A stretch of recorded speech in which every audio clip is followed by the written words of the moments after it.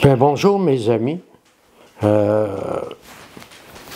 pensais à faire cette vidéo-là, pardon, comme ça m'arrive souvent, je me promène le matin avec mon petit chien, puis je médite, je pense, je réfléchis, puis je regarde ma vie parfois. Puis je réalise que quand j'étais petit garçon, on disait que j'étais toujours dans l'une, mais en fait, c'est pas vrai. Je réalise aujourd'hui que j'étais un petit gars, j'étais un petit bonhomme contemplatif. J'étais un petit gars qui aimait réfléchir. J'étais déjà plus attiré par les choses de l'intérieur que la moyenne.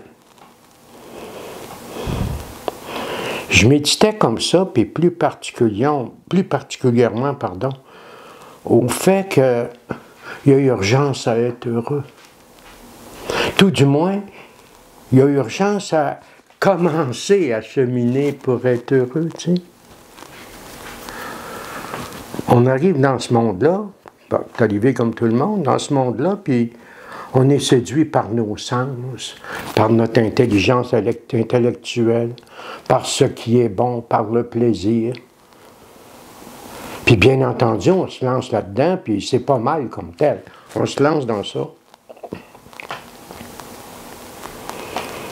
On est tous, chacun de notre manière, des enfants prodigues, c'est-à-dire des chercheurs.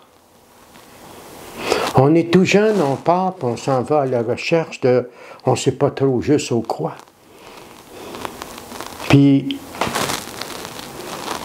au travers le plaisir, au travers les rencontres, au travers mille ivresses, on découvre véritablement ce qu'est que le plaisir puis s'amuser. Comme si le plaisir pouvait se substituer à la joie. Comme si le fait d'avoir du plaisir, c'était équivalent à être heureux.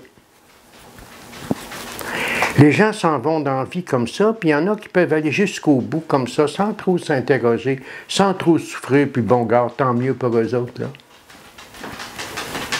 Il y en a d'autres qui ont des illusions sur des illusions. Ils vont mettre un terme à leur jour. Ça c'est dommage, mais il y en a pour qui c'est comme ça.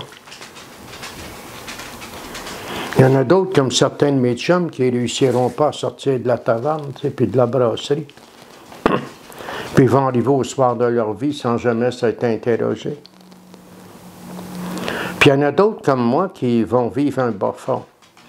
Il y en a d'autres comme moi qui vont aller au fond de leur folie, qui vont aller au fond de leur recherche, pour réaliser qu'au fond du baril, ben, il n'y a pas de joie. Au fond du baril, il n'y a pas de bonheur. Il y a même de moins en moins de plaisir, parce qu'avant, au moins, je confondais le plaisir avec la joie.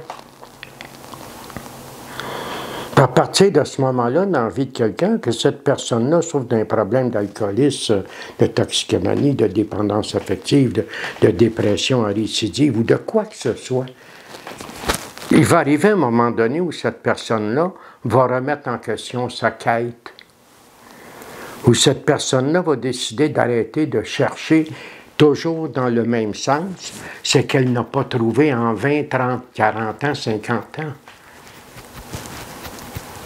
À un moment donné, ils vont me dire que si je prends tout le temps le même sentier, qui la première fois m'a amené à un précipice, ben, il est fort probable que la 10e, la 20e, la 30e fois que ça m'amène encore au précipice. Mais l'ivresse de ma première vie ne me permettait pas de voir ça. De toute façon, être heureux, bonheur, c'était pour moi un concept théorique sur lequel je ne m'interrogeais pas. Moi, ce qui m'intéressait fondamentalement, c'est d'avoir du fun, avoir du plaisir, me sentir aimé des autres, avoir une place, me bâtir une réputation, puis essayer d'épater la galerie le plus possible pour pallier au fait que je ne me suis jamais senti aimé véritablement. Puis ça, à un moment donné, ben, il faut que ça ait une fin. Du moins, il est souhaitable que ça ait une fin. Ce qui m'amène à te dire que ce qu'on appelle le bas fond, c'est être conscient que je ne peux plus m'illusionner, mais ne pas avoir le pouvoir pour ne plus m'illusionner. Tu sais, c'est ça le bas fond. À un moment donné, ils m'ont réalisé que ce bas-fond-là, ça a été une grâce. Ça a été une grâce parce que ce bas-fond-là, il m'a permis de me remettre en question. Il m'a rendu assez pauvre. Ma quête m'a rendu tellement pauvre, assez pauvre que j'ai accepté de recevoir des autres. Moi, j'acceptais de rien recevoir parce que recevoir, c'est pour les faibles. Les bons, les beaux, les forts, ils donnent, tu comprends? C'est bien plus facile de donner que de recevoir.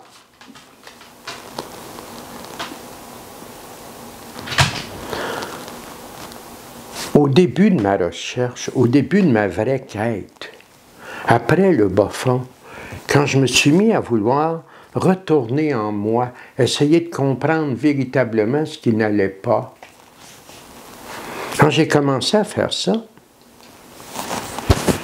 j'ai réalisé dans un premier temps tous les pièges dans lesquels j'étais tombé, toutes les fuites que j'avais prises. Et je commençais à comprendre pourquoi la vie, ça n'avait pas marché pour moi. En fait, la vie n'avait jamais été mauvaise. C'est moi qui prenais tout le temps les mêmes avenues pour me retrouver tout le temps à la même place. Et ce que les êtres humains ont le plus peur, fondamentalement, c'est pas d'un fusil. Ce qu'ils ont le plus peur, c'est leur propre intérieur, leur propre émotion. Ce qu'ils ont le plus peur, c'est se rencontrer.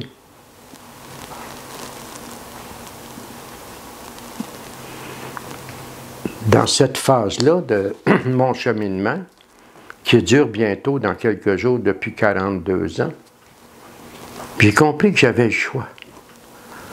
En fait, il n'y avait pas 1000 possibilités, j'en avais fondamentalement 3. La première, mettre un terme à mes jours. Goodbye, salut, merci, bonjour. Ce qui en tant que tel aurait été une erreur, parce que moi je dis toujours aux gens, t'en prendre à ta vie, au lieu de t'en prendre à ta douleur, à ta souffrance, c'est une erreur. L'autre chose que je dis, c'est, quand tu seras heureux, si tu décides que tu ne veux pas vivre, ben, tu te pèteras. Tu ne te pètes pas quand ça va mal. Ça n'a aucun sens. Deuxième possibilité, ben, j'aurais pu continuer ma lamentable existence en espérant qu'il n'arrive rien de grave, puis que ça ne soit pas trop souffrant, puis que je m'en tire le mieux possible. Puis la troisième possibilité, ben, c'était d'accepter l'aide qu'on m'offrait. C'était d'accepter de baisser les armes, de baisser ma garde. C'était d'accepter de me rendre vulnérable puis d'entrer en moi. Je crois que c'est ce que les êtres humains ont le plus peur. Et les compagnies de publicité ont compris ça. Les compagnies de tabac, de bière, de médicaments, ils ont compris ça. Là, je ne suis pas en train de dire du tout que dans des cas particuliers, on ne doit pas être médicamenté. Tu sais, je suis diabétique, puis je m'injecte. Si je ne fais pas ça, ça n'ira pas bien. J'ai eu des troubles cardiaques dans ma vie, donc il faut que je surveille ma pression. Là, je suis en train de te dire, là, c'est que dans certains cas particuliers, la médication est parfois nécessaire. Mais la médication qui va venir remplacer une thérapie, les sédatifs qui vont venir remplacer le vrai cheminement, ça, j'y crois pas. Ça, j'y crois pas. On est dans un monde qui veut tout le temps aller vers le plus facile. On est dans un monde qui ne tolère pas la souffrance. Tu n'as plus de cheveux comme moi, on va t'en greffer, il n'y a pas de problème. Ton pénis est trop petit, on va le rallonger d'un demi-pouce. Tu n'aimes pas tes sourcils, pas de problème, on va te tatouer. Tu as des troubles avec les rides, il n'y a pas de trouble, on a du botox. Puis je pourrais continuer comme ça sans fin. Toujours la solution facile, puis pour réaliser au bout de la ligne que ça n'apporte pas le bonheur, c'est pas vrai. Je m'illusionne, je me fais croire, je me laisse croire que ça peut apporter le bonheur, mais ça ne l'apporte pas. Le seul chemin qui peut me libérer, c'est un chemin qui me mène au cœur de moi. Et très souvent, les gens cherchent Dieu au travers des religions, au travers des livres, au travers des initiations, au travers des sectes. Je Cherche pas Dieu. Dieu, il n'est pas perdu, c'est toi qui es perdu. Tu sais, quand j'ai eu compris ça, j'ai eu compris à un moment donné qu'en me trouvant, en trouvant qui j'étais à l'origine, en me trouvant dépollué de tout ce qu'on avait injecté qui ne me définissait pas, quand je suis parvenu à aller au cœur de moi, j'ai trouvé Dieu. Je cherche pas ailleurs, c'est là qu'il est.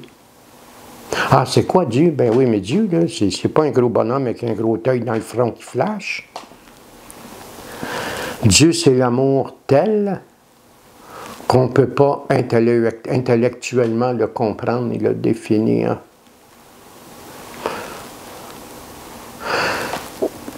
Rends à César ce qui appartient à César et à Dieu ce qui appartient à Dieu. Rends au mental ce qui appartient au mental, puis rends au cœur ce qui appartient au spirituel. Pas compliqué, là. Donc, j'ai entrepris ce chemin-là, moi, d'entrer à l'intérieur de moi, dans l'espoir de ne plus souffrir.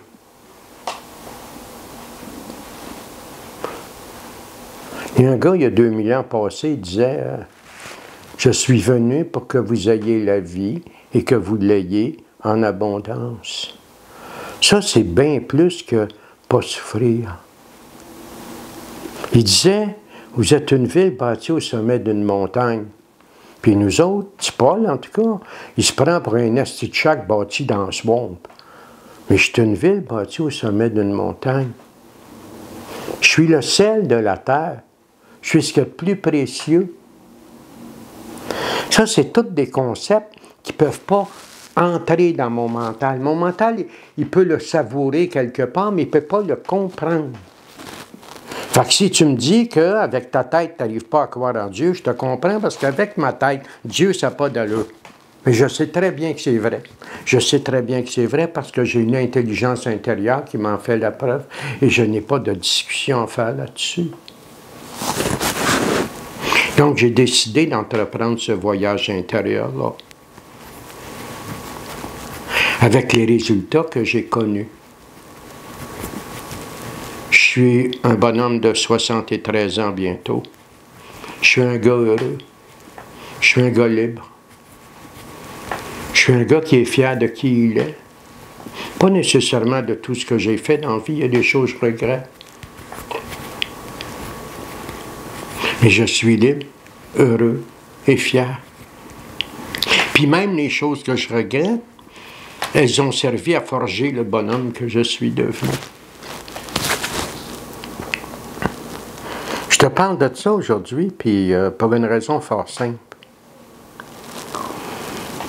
C'est que tout au long des capsules qu'on va faire en 2025-2026, je ferai après, tout au long de ces capsules-là, c'est le voyage qu'on va faire. C'est celui que je vais vous proposer. Nul ne peut entrer dans le royaume des cieux. Le royaume des cieux, ce n'est pas un endroit. C'est un état d'être. Nul ne peut entrer dans le bonheur s'il n'est pas comparable à l'un d'entre ses petits. Être comparable à l'un d'entre ses petits, c'est de retourner à ma source. C'est de retourner, comme je le disais au début de la petite vidéo, c'est de retourner à mon essence.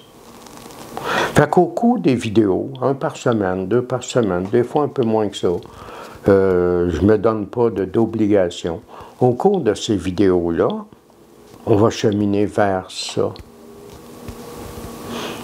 J'ai pas envie de te parler d'autre chose parce que c'est l'essence de ma vie. Tu sais, il y a du monde qui dit « Il est tannant, il radote. » Ben oui, je radote. Ils ont raison, câlisse. Ils ont raison, je radote. Mais je radote l'essentiel. Mon désir le plus sincère, c'est que les gens puissent trouver ce que moi j'ai trouvé. Tu sais, j'ai fait de la psychothérapie longtemps dans ma vie. Du monde malheureux, j'en ai vu un sacrement. Mais j'ai vu aussi des miracles. J'ai vu des gens se rétablir. J'ai vu des gens... Se rétablir n'est pas le bon terme. J'ai vu des gens naître parce qu'ils étaient nés à moitié. Donc, moi, je vous quitte avec ça. Puis, vous savez où je m'en vais. Fait que je vais vous souhaiter une bonne fin de soirée. Et puis, on se revoit là, avant longtemps, on en fait un autre.